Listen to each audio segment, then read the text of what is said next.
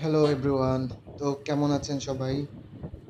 তো আমি যখন 9-10 এ পড়তাম তখন আমাদের এক স্যার বলত যে, কোচিং সেন্টার নাকি ব্যাঙের ছাতার মতো এখানে সেখানে গজায় উঠছে। আর এখন বর্তমানে যে অবস্থা হইছে, ব্লগার যে জিনিসটা ব্লগার, মোটো ব্লগিং বা যে ব্লগই বলেন, সেটাও দেখা গেছে যে ব্যাঙের ছাতার মতোই গজায় উঠছে জায়গায়, জায়গায়। তো আমিও সেই লিস্টে নাম লেখাইলাম। আমিও বাইক রাইডিং শেখার আগেই মোটো ব্লগিং চ্যানেল খুলা বসছি।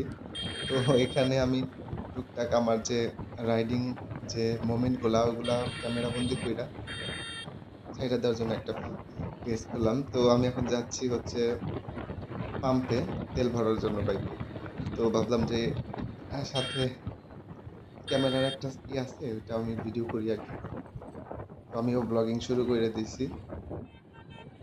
তো আমি যাবো হচ্ছে গুড লাক ফিলিং স্টেশনে তেল ভরার জন্য যেটার কাছে আমি চলে আসছি। তো আমি এখন এই পাম্পে যাচ্ছি।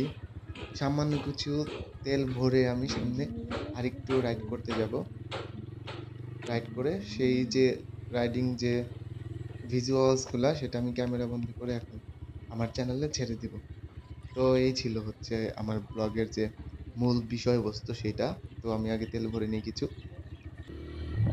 তো আমার তেল ভরা শেষ। টোটাল ৳৫৬০ ভরলাম।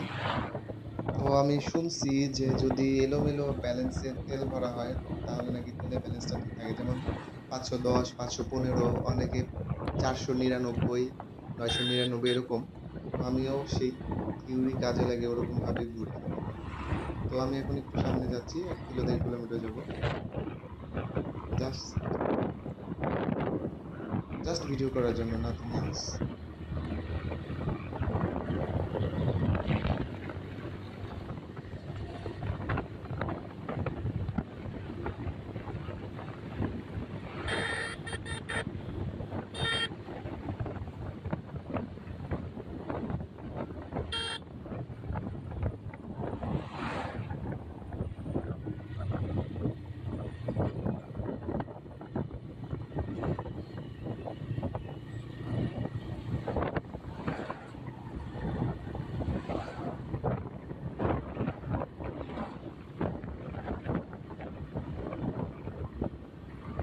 তো মোটামুটি অনেকটাই দূরে চলে আসছি। আর আগাবো না। অনেক দূর আসছি ভাই হাইওয়ে। নতুন চালক। আর বেশি না যাই। জাস্ট ভিডিও করার জন্য এত দূর আসছিলাম। তো এই ছিল আমার আজকের ছোটখাটো একটা ব্লগ। যারা দেখছেন ভিডিওটা তাদেরকে ধন্যবাদ জানাই। সাথেই থাকবেন।